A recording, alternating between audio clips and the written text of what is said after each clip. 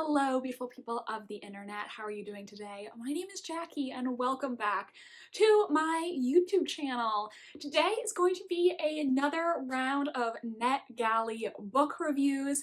I have two book reviews for you today, both for February historical mystery / historical thriller book releases. The books that I'm going to be reviewing today are Murder by Lamplight by Patrice McDonough.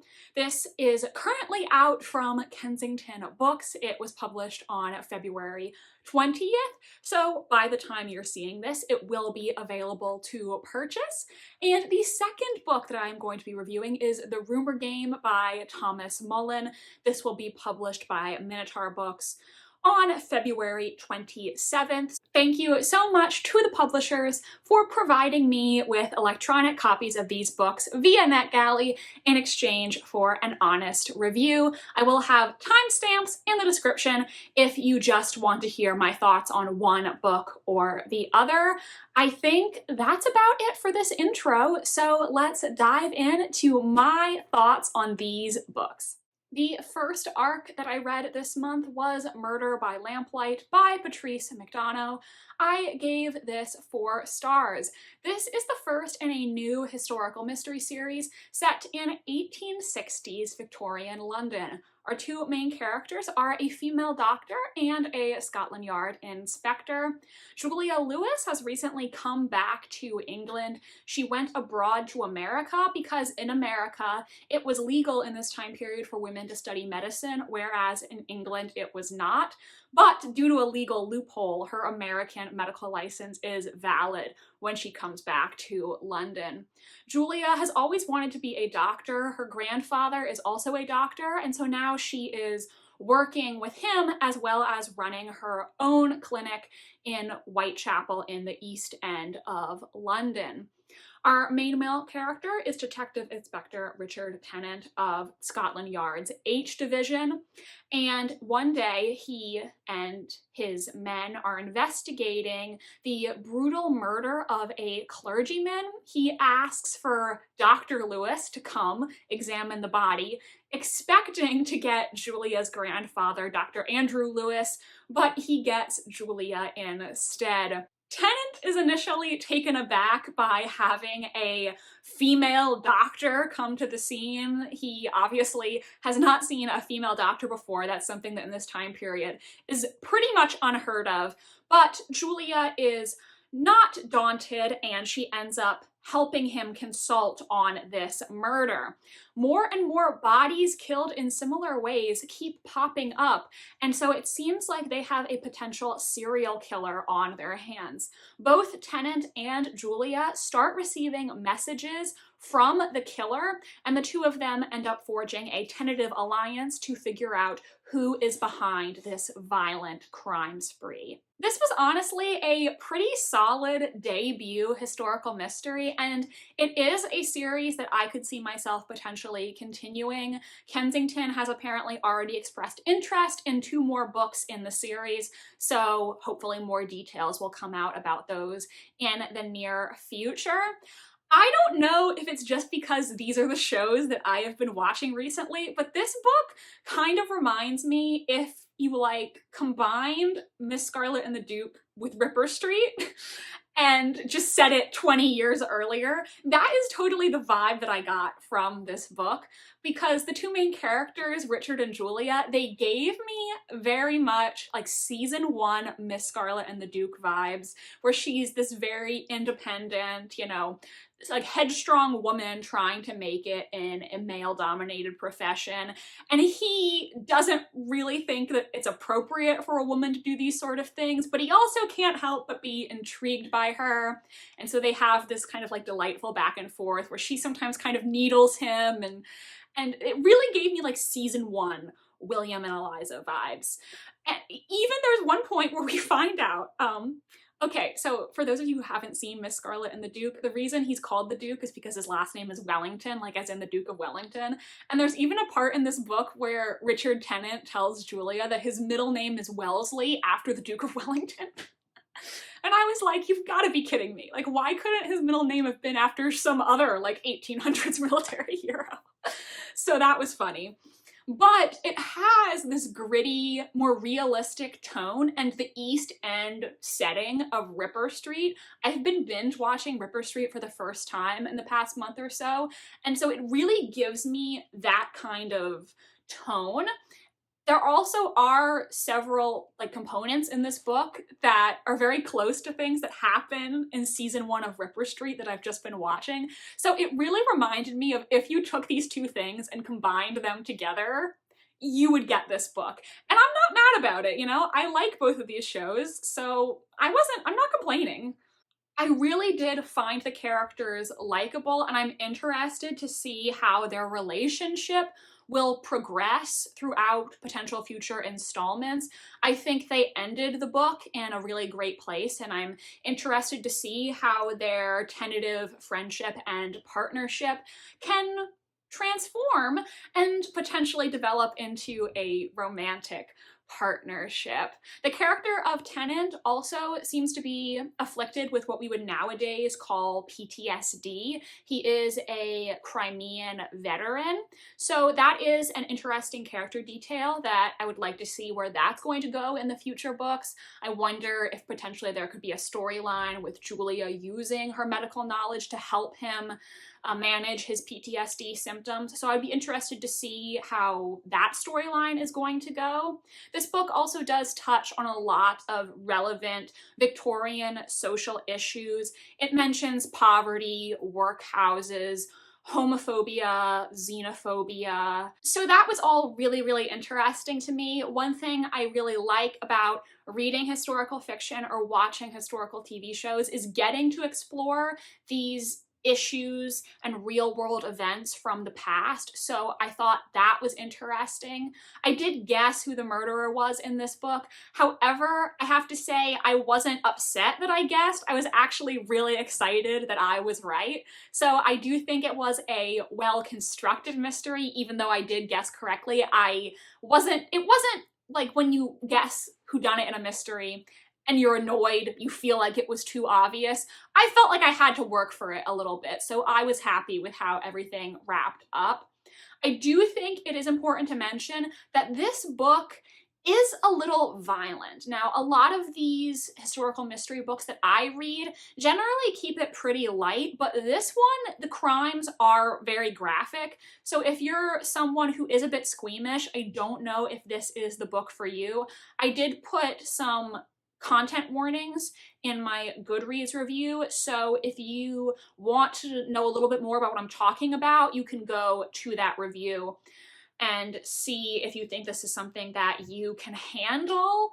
The crimes kind of reminded me of the murder in the Hanover Square affair by Ashley Gardner. I think that's the only other historical mystery I've personally read that I felt like was equally as graphic.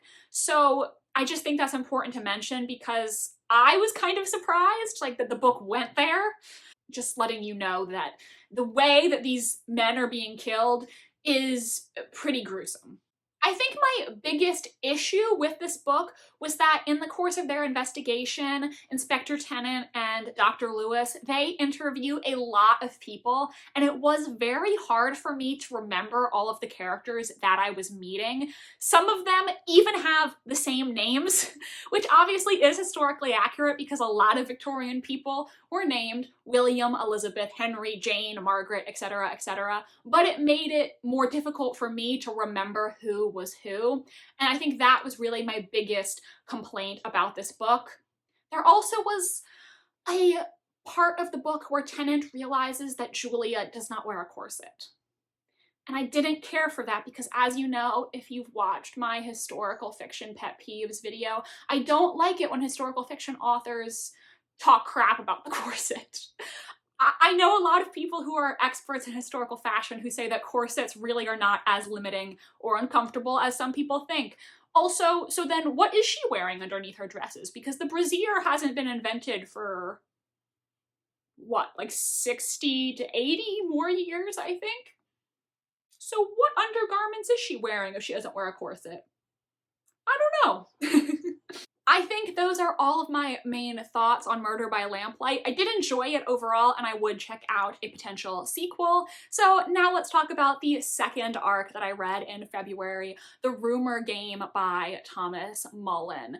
This is being published by Minotaur Books on February 27th, and Minotaur Books actually invited me to check out this arc. I know they probably sent that email to hundreds, if not thousands of other people, but it made me feel special that they were thinking of me. So thank you, Minotaur Books.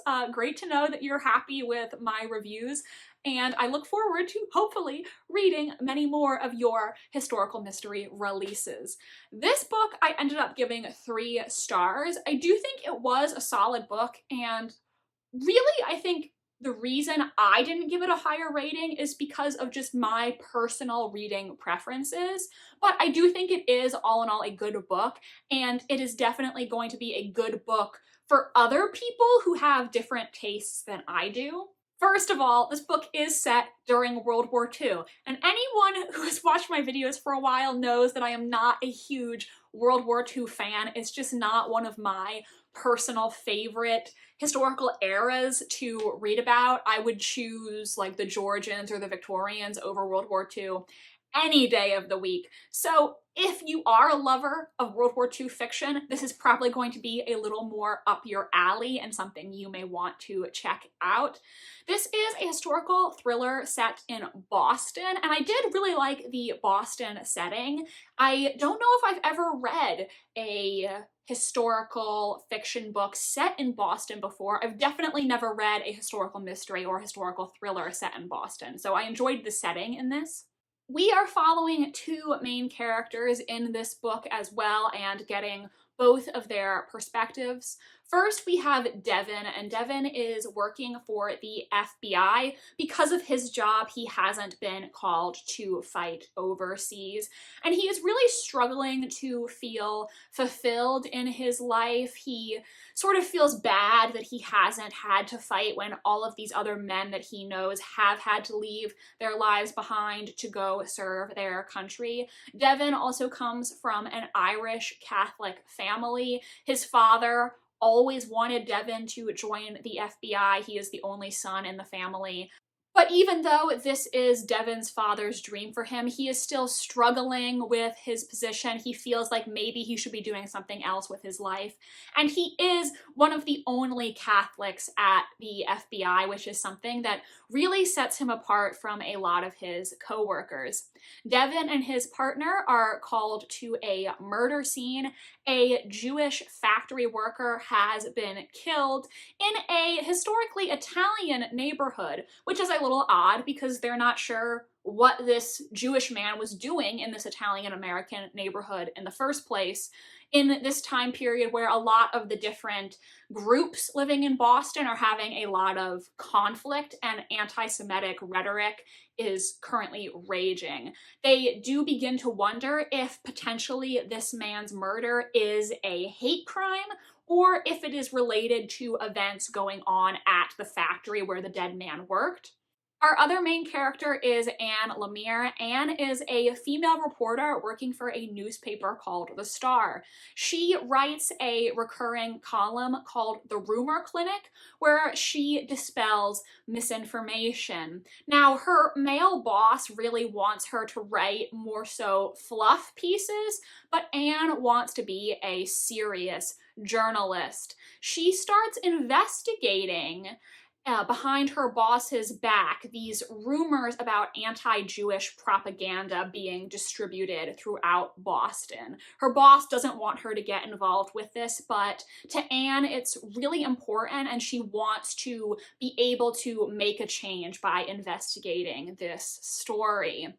She ends up meeting Devin, who she actually did know vaguely when they were much younger, and the two of them begin to suspect that her investigation and his investigation may be connected.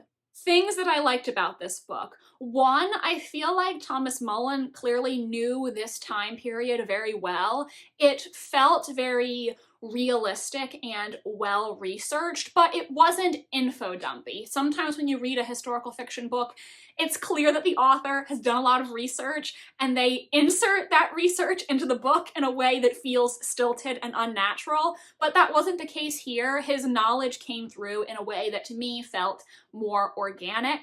I also really liked Anne as a main character. She was very courageous, spunky, and I liked her a lot. She is, like many, a historical mystery heroine, sometimes a bit reckless, but I did really like her as a character. Devon, I personally did not connect with as much. In his very first scene, we find out that he is, let's just say, how do I want to phrase this? A bit of a ladies' man. He has had a lot of one-night stands and brief dalliances with married women. And because of that, I think he and I did not get off on the right foot, so to speak. The first scene with him after having slept with this married woman whose husband is overseas, and the way he justifies it in his mind, it just kind of gave me the ick. And even though he does start to reevaluate some of his life decisions as the book goes on, I think I just really couldn't love him because that initial scene with him just gave me the ick. Just a bad first impression, you know? I did think this book had some good twists or reveals in it, though. There were moments where I was genuinely surprised, and I was actually, like, pleasantly surprised by how the characters' storylines wrapped up in the end. I wasn't expecting it to go that way, and I thought it was a refreshing change from how, like, stories like this usually end. I felt like this ending was a little bit more realistic, so I enjoyed that. Ultimately, I gave this book 3 stars because World War II books are just not going to be my favorite. Like I said, I personally didn't love one of the main characters. It also took a while for the 2 main characters to actually meet. I think the 2 of them didn't run into each other until around 35%, so I would have liked if they met a little bit earlier in the book. But honestly, I do think this is a book that you should check out if it sounds like something that would interest you. Just because I gave it a 3-star doesn't mean that I don't think a lot of other people would love this book. I think part of the reason I rated it the way I did is just due to my personal taste, and things that bothered me in this book aren't going to bother other people. So everyone, those are my book reviews for Murder by Lamplight and The Rumor Game. Once again, thank you so much to Kensington Books and Minotaur Books for allowing me to read these books on NetGalley in exchange for my honest feedback. I am very appreciative, and I do encourage you to check out these 2 books if they sound like something you might be interested in. That is going to be it for me today, you guys. If you enjoyed this video, please do give it a big thumbs up. It really does help my channel. And if you want to see more from me, please subscribe. I post new videos every Wednesday and Sunday. Let me know in the comment section, are you going to add either of these books to your TBR? I would really love to hear from you. My social media links are down below if you want to follow me on Tumblr, Instagram, or be my friend on Goodreads. I will link my Goodreads reviews for both of these books in the description if you want to go check those out. Thank you so much for watching this video today, you guys, and I hope you have a marvelous rest of your day. Bye, and I'll see you in the next video.